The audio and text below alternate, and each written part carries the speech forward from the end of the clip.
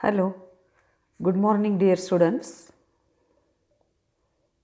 Ulagadi madam here. Dear students, in last two sessions we discussed about the third very important chapter, that is liberalization, privatization and globalization.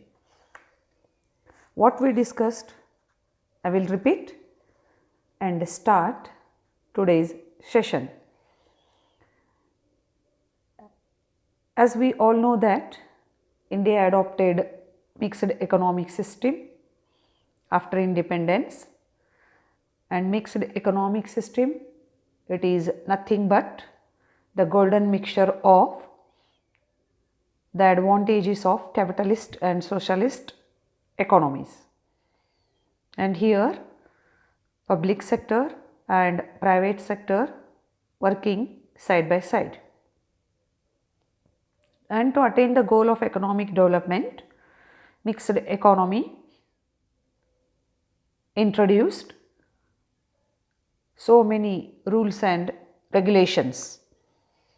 Unfortunately, these rules and regulations or policies led to implement, that means to check or to control the economy. Over the years, these rules and regulations become hurdles in the process of economic development. So the country faced very severe economic crisis during 1980s. So we introduced the new economic policy, and we also discussed about the background for the new economic policy. Why the new economic policy introduced? And we discussed about the reasons also. I will repeat and continue. The origin of financial crisis of 1980s, government expenditure exceeded its revenue, and this forced to borrow from international financial institutions. The government had to spend its major income on the problems like poverty and unemployment, population explosion, and development programs of the government did not generate additional revenue. The income from public sector undertakings was insufficient. External borrowing was spent to meet consumption.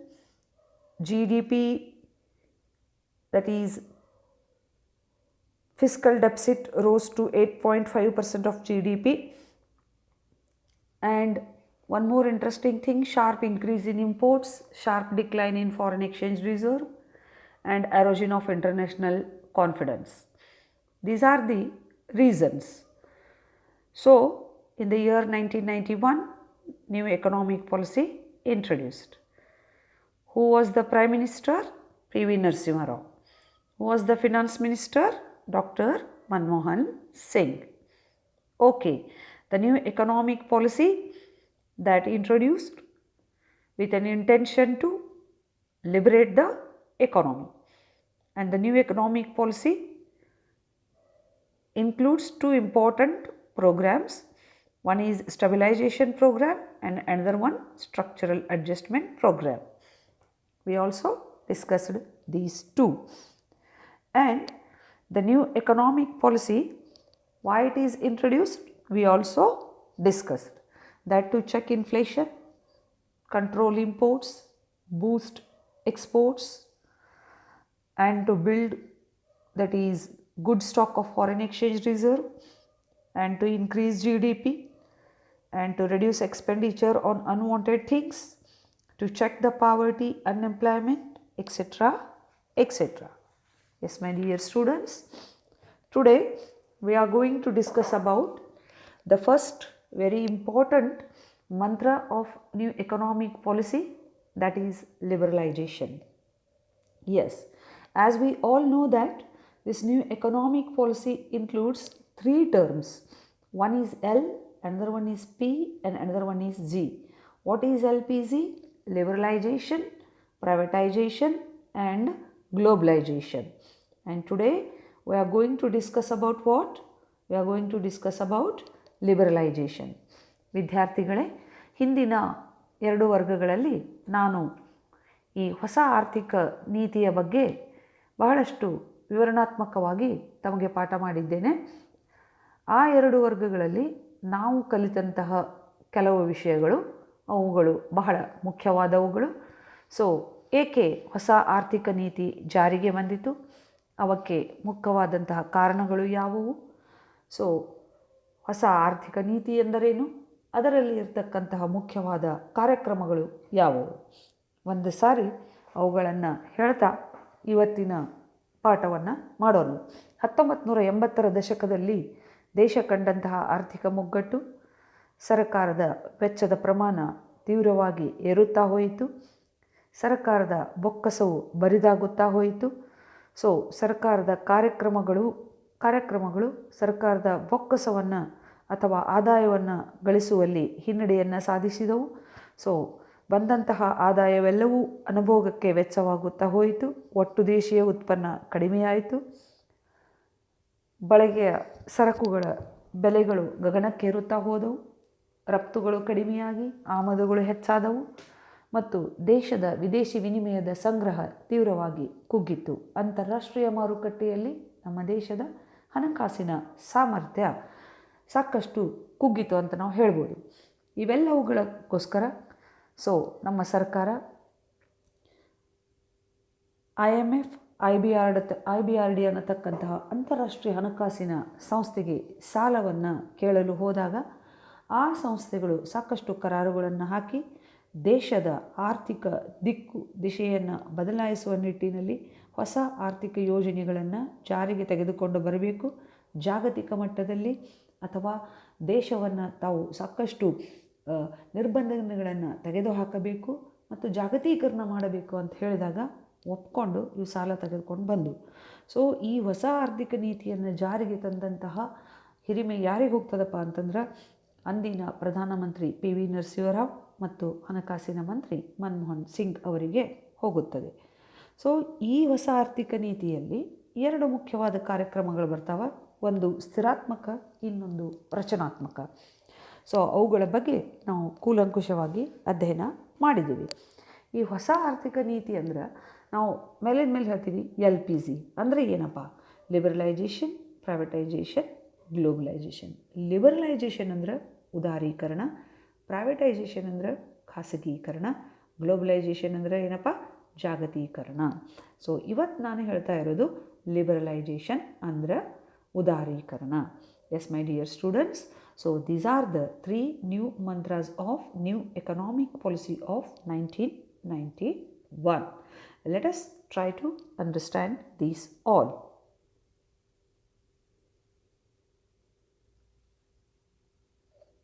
Okay, so what this includes that is objectives, merits, demerits, etc. So before going to study these all, so I want to give you the idea about the very important concept, that is liberalization. So what this liberalization means? Liberalization, it means nothing but the process of removing the government's controls and restrictions on economic activities. What it means? It means nothing but the process of removing the government controls and restrictions on economic activities. And what this liberalization includes, again the question arises. ಉದಾರೀಕರಣವೆಂದರೆ ಸರ್ಕಾರ ತಾನು ಹಾಕಿದಂತಹ ನಿಯಂತ್ರಣಗಳನ್ನು, ಆರ್ಥಿಕ ಚಟುವಟಿಕೆಗಳ ಮೇಲೆ ಹಾಕಿದಂತಹ ನಿರ್ಬಂಧನೆಗಳನ್ನು ತೆಗೆದುಹಾಕುವುದು ಅಥವಾ ಆರ್ಥಿಕ ಚಟುವಟಿಕೆಗಳಿಗೆ ಮುಕ್ತವಾದಂತಹ ವಾತಾವರಣವನ್ನು ಸೃಷ್ಟಿ ಮಾಡಿಕೊಡುವುದು ಅಂತ ನಾವು ಹೇಳ್ಬೋದು. So what you mean by liberalization? It is the process of removing the government controls and restrictions on economic activities. So the question arises, what it includes? It includes means the first very important thing is what? Objectives. So just see here, objectives. What liberalization means? Area later on we will study. So contents of this liberalization is objectives, merits and demerits. Okay. What are the objectives of liberalization? What do you mean by liberalization? Once again, I will repeat. It means removing the government's controls and restrictions on economic activities. ಆರ್ಥಿಕ ನಿರ್ಬಂಧನೆಗಳನ್ನು ಸಡಲೀಕರಣಗೊಳಿಸುವುದು ಅಂತ ಅರ್ಥ. So, it reduces the government's role and allow the market forces to play a major role in the economy. Yes, prior to this, government intervention is there in every activities of the nation, economic activities of the nation, and this liberalization or the new economic policy brings, that is a new very interesting factor, that is the concept of liberalization, and it is nothing but that is liberating the things. So it reduces the government's role and allow the market forces to play a major role. Okay, what are the basic objectives of liberalization? So the first one, to boost competition between domestic business, to promote foreign trade and regulate imports and exports, improvement of technology and foreign capital, to develop a global market of a country. See, my dear students, what is the first objective? To boost competition between domestic business only, not to competition between the different countries of the world. First, we have to develop competition or to improve our business only. That is why the government liberates the restrictions on economic activities. When restrictions removed, automatically it gives us, that is, space to work. That means it helps us to prove what we are. So the first objective is what? To boost competition between domestic business. So ಮೊದಲನೆಯ ಉದ್ದೇಶ, ಈ ಉದಾರೀಕರಣ ನೀತಿಯು ಏನು ಇತ್ತಪ್ಪ ಅಂತಂದ್ರೆ, ತನ್ನ ದೇಶದ ವ್ಯಾಪಾರದ ದೃಷ್ಟಿಯಿಂದ ಅಥವಾ ಸ್ಪರ್ಧಾತ್ಮಕವಾಗಿ ಅಥವಾ ನಾವೇಂತ ಹೇಳ್ಬೋದು ಪೈಪೋಟಿಯುಕ್ತವಾದಂತಹ, ಆರೋಗ್ಯಕರವಾದ ಪೈಪೋಟಿ ಹೊಂದಿದಂತಹ ಒಂದು ವ್ಯಾಪಾರ ಅಥವಾ ವಾಣಿಜ್ಯ ಅಥವಾ ಇನ್ನಿತರ ಆರ್ಥಿಕ ಚಟುವಟಿಕೆಗಳನ್ನು ನಡೆಸಿಕೊಂಡು ಹೋಗುವುದು ಅಂತ ಅರ್ಥ. The second one, to promote foreign trade and regulate imports and exports. No doubt, liberating means not to remove each and everything, not to that is remove restrictions on each and everything, just to promote foreign trade and regulate imports and exports. Yes, no doubt, we have to check both imports and exports of the country. ರಫ್ತು ಮತ್ತು ಆಮದುಗಳ ಮೇಲೆ ನಾವು ನಿಯಂತ್ರಣವನ್ನು ಸಾಧಿಸುವುದರೊಂದಿಗೆ ಅಥವಾ ಅವುಗಳಿಗೆ ನಾವು ನಿರ್ಬಂಧನೆಗಳನ್ನು ತೆಗೆದುಹಾಕುವುದನ್ನು ಎಂದರೆ ಎಲ್ಲವುಗಳನ್ನು ತೆಗೆದುಹಾಕುವುದು ಎಂದರ್ಥ ಅಲ್ಲ. ಎಷ್ಟು ಬೇಕಷ್ಟು ನಾವು ರಫ್ತು ಮಾಡ್ಕೋಬೋದು, ಎಷ್ಟು ಬೇಕಷ್ಟು ಆಮದು ಮಾಡ್ಕೋಬೋದು ಅಂತ ಅರ್ಥ ಅಲ್ಲ. ಅವುಗಳನ್ನು ಒಂದು ಚೌಕಟ್ಟಿನಲ್ಲಿ ತೆಗೆದುಕೊಂಡು ಹೋಗೋದು.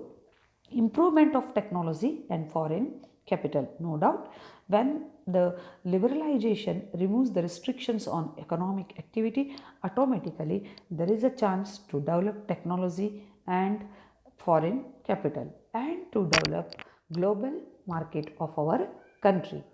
Yes, and another very interesting one, to reduce the debt burden of a country. No doubt, already I discussed about this concept. So during 1980s, the debt of Indian economy was very, very high. Therefore, the economy tried to change the facet of the economy and introduced the new economic policy. So the objective of the liberalization is to reduce the burden of debt. ಸಾಕಷ್ಟು ನಮ್ಮ ದೇಶ 80ರ ದಶಕದಲ್ಲಿ ಸಾಲದ ಸುಳಿಗೆ ಸಿಕ್ಕಿತ್ತು. ಅದರಿಂದ ನಾವು ಹೊರಗೆ ಬರಬೇಕು ಅನ್ನೋ ವಿಚಾರದಿಂದಲೇ ನಾವು IMF ಅಥವಾ IBRD ಕಡೆ ಹೋದ್ವಿ. ಅವ್ರೇನು ಹೇಳಿದ್ರಪ್ಪ, ಈ ಎಲ್ಲ ಕರಾರುಗಳನ್ನು ನೀವು ಹ್ಞೂ ಅಂದ್ರೆ ಸಾಲ ಕೊಡ್ತೀವಿ ಅಂಥೇಳಿ ನಮಗೆ ಸಾಲನೂ ಕೊಟ್ಟರು. ಸೊ ಇದು ಒಂದು ಈ ಉದಾರೀಕರಣದ ಒಂದು ಮುಖ್ಯವಾದಂಥ ಉದ್ದೇಶ ಏನಿರ್ಬೋದು ಅಂತಂದ್ರೆ, ಈ ಸಾಲದ ಹೊರೆಯಿಂದ ಹೊರ ಬರಲು, ಅದು ಆರ್ಥಿಕ ಚಟುವಟಿಕೆಗಳ ಮೇಲಿನ ನಿರ್ಬಂಧನೆಗಳನ್ನು ತೆಗೆದುಹಾಕುವಂಥ ಉದ್ದೇಶ ಇಟ್ಕೊಳ್ತು. And another one, to unlock the economic potential of the country by encouraging both the private sector and multinational corporations to invest and expand. Yes, before 1980s, utmost importance is given to only which sector? Public sector. After 1991, the new economic policy changed all those very interesting areas, and the government try to implement all those rules and regulations favorable to which sector? Private sector. Therefore, the one more important objective is to unlock the economic potential of the country by encouraging the private sector or multinational corporation to invest money in business or in economic activity. So ಇನ್ನೊಂದು ಮುಖ್ಯವಾದಂಥ ಉದ್ದೇಶ ಏನಂದ್ರಪ್ಪ ಅಂತಂದ್ರೆ, ಈ ಸಾರ್ವಜನಿಕ ವಲಯಕ್ಕೆ ಕೊಡ್ತಕ್ಕಂತಹ ಆದ್ಯತೆಯನ್ನು ಕಡಿಮೆ ಮಾಡಿ ಖಾಸಗಿ ವಲಯಕ್ಕೆ ಹೆಚ್ಚು ಆದ್ಯತೆಯನ್ನು ಕೊಡುವುದರೊಂದಿಗೆ ದೇಶದಲ್ಲಿ ಇರತಕ್ಕಂತಹ ಸಾಕಷ್ಟು ಸಂಪನ್ಮೂಲಗಳನ್ನು ಅಥವಾ ಹುದುಗಿದ ಅಥವಾ ಅಲ್ಲಿರ್ತಕ್ಕಂತಹ ಸಾಮರ್ಥ್ಯವನ್ನು ಉಪಯೋಗ ಮಾಡಿಕೊಳ್ಳುವಂತಹ ನಿಟ್ಟಿನಲ್ಲಿ ಮತ್ತೊಂದು ಇದು ಮುಖ್ಯ ಉದ್ದೇಶ ಹಾಕಿಕೊಂಡಿತು ಅಂತ ನಾವು ಹೇಳ್ಬೋದು. And another one, to encourage the private sector to take an active part in the development process. No doubt, prior to this, public sector occupies a very important place. But now the government try to give importance to which sector? That is private sector. So this is one more important objective.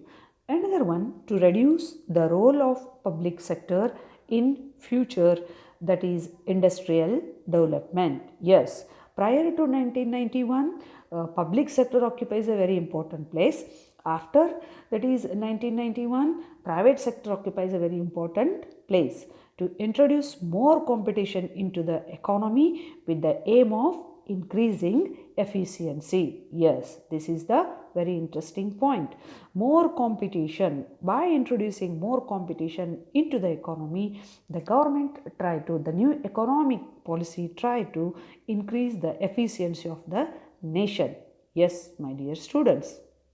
ಮತ್ತೆರಡು ಮುಖ್ಯವಾದಂತಹ ಉದ್ದೇಶಗಳು. 1991ಕ್ಕಿಂತ ಮುಂಚೆ ಸಾರ್ವಜನಿಕ ವಲಯಕ್ಕೆ ಹೆಚ್ಚು ಆದ್ಯತೆ ಇತ್ತು, ಅದರ ಪಾತ್ರ ಬಹಳ ಇತ್ತು. 91ರ ನಂತರ ಖಾಸಗಿ ವಲಯಕ್ಕೆ ಹೆಚ್ಚು ಪ್ರಾಧಾನ್ಯತೆಯನ್ನು ಕೊಡಲಾಯಿತು. ದೇಶದ ಕೈಗಾರಿಕಾ ಅಭಿವೃದ್ಧಿಯಲ್ಲಿ ಖಾಸಗಿ ವಲಯದ ಪ್ರಾಮುಖ್ಯತೆ ಹೆಚ್ಚಾಗಬೇಕು ಅನ್ನೋದೇ ಉದ್ದೇಶ. ಮತ್ತೊಂದು, ದೇಶದಲ್ಲಿ ಹೆಚ್ಚು ಪೈಪೋಟಿ ಅಥವಾ ವಾಣಿಜ್ಯ, ವ್ಯಾಪಾರ, ಆರ್ಥಿಕ ಚಟುವಟಿಕೆಗಳಲ್ಲಿ ಹೆಚ್ಚು ನಿರ್ಬಂಧನೆಗಳನ್ನು ತೆಗೆದು ಹಾಕುವುದರೊಂದಿಗೆ ದೇಶದ ಉತ್ಪಾದನಾ ಸಾಮರ್ಥ್ಯವನ್ನು ಹೆಚ್ಚಿಸುವ ಉದ್ದೇಶವನ್ನು ಈ ಉದಾರೀಕರಣ ನೀತಿಯು ಹಾಕಿಕೊಂಡಿತು. Yes my dear students, so these all are what objectives. Then the question arises, yes, is it good or bad for India? So is liberalization is good or bad?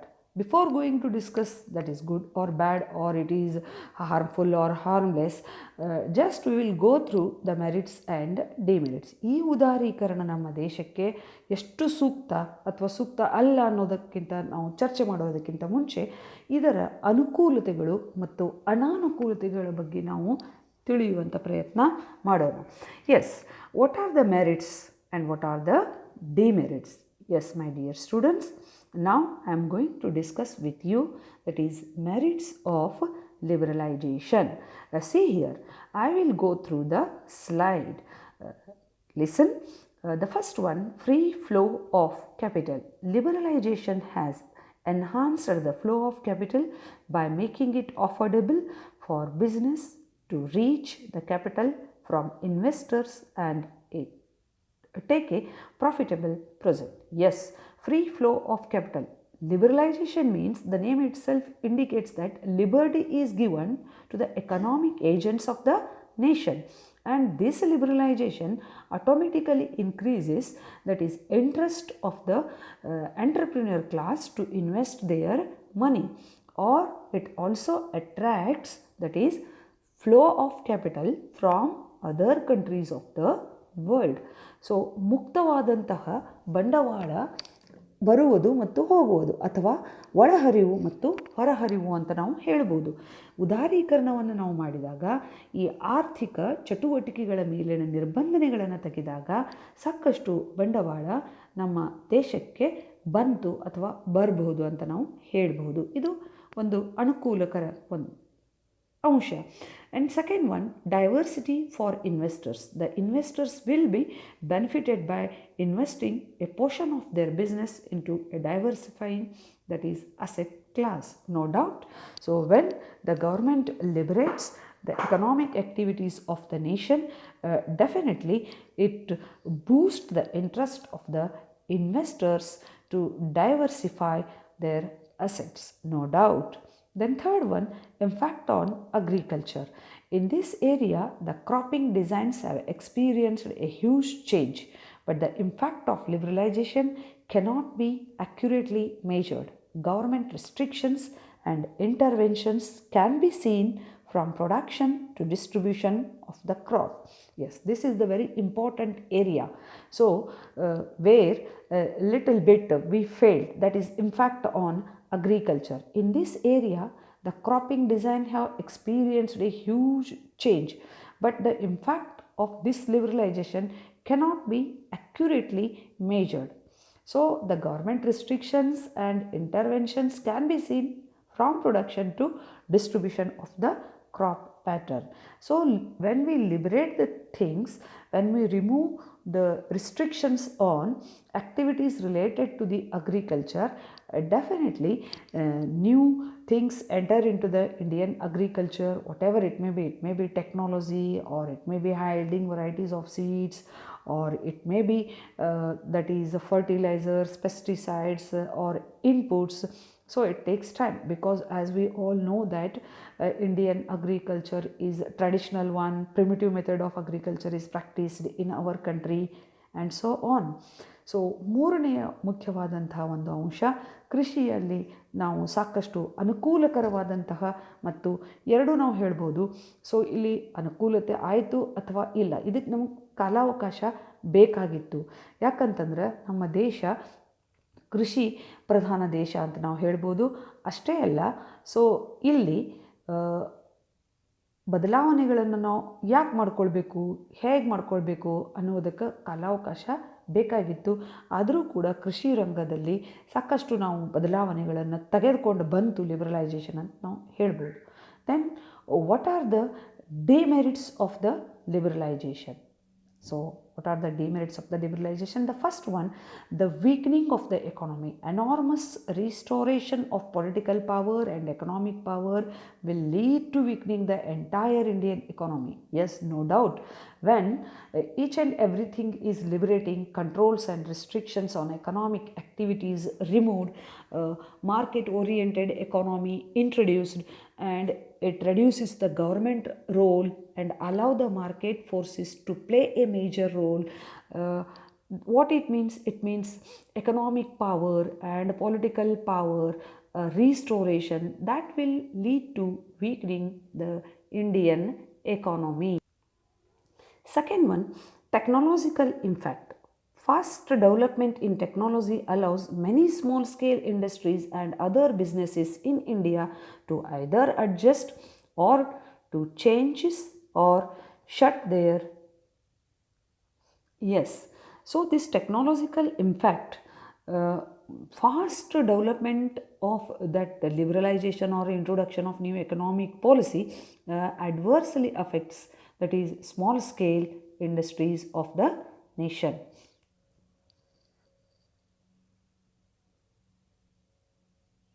And third one, mergers and acquisitions. Here, small businesses are merging with big companies, and small companies' employees may need to enhance their skilled and technologically advanced, and this enhancing of skill and the time it might take may lead to non-productivity and can be a burden to the company's capital. Yes, the third point is very important. What is this? Mergers and acquisitions. So ಕನ್ನಡದಲ್ಲಿ ಹೇಳಬೇಕಂತಂದರೆ, ಈ ಉದಾರೀಕರಣ ನೀತಿಯನ್ನು ಜಾರಿಗೆ ತಂದಾಗ ನಿರ್ಬಂಧನೆಗಳನ್ನು ತೆಗೆದುಹಾಕಿದಾಗ, ಹೊಸ ತಂತ್ರಜ್ಞಾನ ಬಂದಾಗ ನಮ್ಮ ದೇಶದ ಸಣ್ಣ ಕೈಗಾರಿಕೆಗಳಿಗೆ ಸಾಕಷ್ಟು ಅನಾನುಕೂಲತೆ ಆಯಿತು. ಯಾಕಂದರೆ ತಂತ್ರಜ್ಞಾನ ಹೊಸದು ಬಂದಾಗ ಈ ಚಿಕ್ಕ ಚಿಕ್ಕ ಕಂಪನಿಗಳೆಲ್ಲ ಕೂಡ ಏನಾಗಬೇಕಾಯ್ತು ರೀ, ದೊಡ್ಡ ಕಂಪನಿಗಳೊಂದಿಗೆ, ಕೈಗಾರಿಕೆಗಳೊಂದಿಗೆ ಅಥವಾ ಉತ್ಪಾದನಾ ಘಟಕಗಳೊಂದಿಗೆ ವಿಲೀನಗೊಳ್ಳಬೇಕಾಯಿತು. ಆ ವಿಲೀನಗೊಳ್ಳುವಂಥ ಸನ್ನಿವೇಶದಲ್ಲಿ ಈ ಸಣ್ಣ ಘಟಕದಲ್ಲಿರ್ತಕ್ಕಂತಹ ಈ ಕಾರ್ಮಿಕರೇನಿರ್ತಾರಲ್ಲ, ಅವರು ತಂತ್ರಜ್ಞಾನ ಅಥವಾ ಅಲ್ಲಿರ್ತಕ್ಕಂತಹ ಕಾರ್ಯವೈಖರಿ ತಕ್ಕಂತೆ ಕೆಲಸ ಮಾಡಿಕೊಳ್ಬೇಕು, ತಮ್ಮಲ್ಲಿರ್ತಕ್ಕಂಥ ಸಾಮರ್ಥ್ಯವನ್ನು ಹೆಚ್ಚು ಮಾಡ್ಕೊಳ್ಬೇಕು. ಅದಕ್ಕೇನು ಬೇಕಾಗ್ತೈತೆ ರೀ, ಸಾಕಷ್ಟು ಕಾಲಾವಕಾಶ ಬೇಕಾಗ್ತೈತಿ. ಆದರೆ ಸಡನ್ನಾಗಿ ನಾವು ಅವ್ರನ್ನ ತೊಗೊಂಡು ಬಂದು ನೀವು ಹಿಂಗೆ ಮಾಡಿರಿ ಅಂತಂದರೆ ಅದಾಗೋದಿಲ್ಲ. ಈ ಎರಡೂ ಇದ್ರ ನಡುವಿನ ಗ್ಯಾಪ್ ಸಲುವಾಗಿ ಅವರ ಉತ್ಪಾದನಾ ಸಾಮರ್ಥ್ಯ ಏನಾಗ್ಬೋದು, ಕುಂಠಿತವಾಗ್ಬೋದು.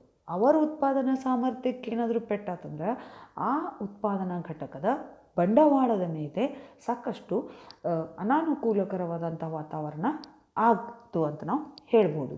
Mergers and acquisitions, no doubt my dear students, when the government liberates the economic activities of the nation, rules and regulations are removed. So market forces playing very important role. Automatically what happens, the small companies, the employees belongs to small companies, either they have to improve or to quit. What it means, it takes time to develop skill or knowledge or to improve their work efficiency.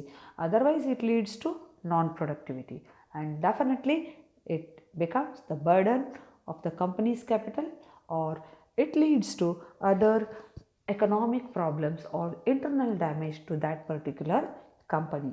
So these are the few merits and demerits of ಲಿಬರಲೈಜೇಷನ್. ವಿದ್ಯಾರ್ಥಿಗಳೇ, ನಾನು ಇಂದು ನಿಮಗೆ ಹೇಳಿದಂತಹ ವಿಷಯ ಉದಾರೀಕರಣ ಎಂದರೇನು, ಅದರ ಉದ್ದೇಶಗಳು ಯಾವುವು ಮತ್ತು ಅನುಕೂಲತೆಗಳು ಮತ್ತು ಅನಾನುಕೂಲತೆಗಳು ಯಾವುವು. ಸೊ ಮಾಡಿದಂತಹ ಪಾಠವನ್ನು ಮತ್ತೊಮ್ಮೆ ನೀವು ಇಯರ್ಫೋನ್ ಹಾಕ್ಕೊಂಡು ಕೇಳ್ರಿ. ಸೊ ಚಾನಲ್ ನೀವು ಸಬ್ಸ್ಕ್ರೈಬ್ ಮಾಡ್ಕೊಂಡಿರ್ಕಿಲ್ಲ ಅಂತಂದ್ರೆ ನೀವು ಚಾನಲ್ ಸಬ್ಸ್ಕ್ರೈಬ್ ಮಾಡ್ಕೊರಿ. KLE ಕಾಲೇಜ್ ಚಾನಲ್ ಇದೆ ನಮ್ಮದು, ಇದು ಯೂಟ್ಯೂಬದ.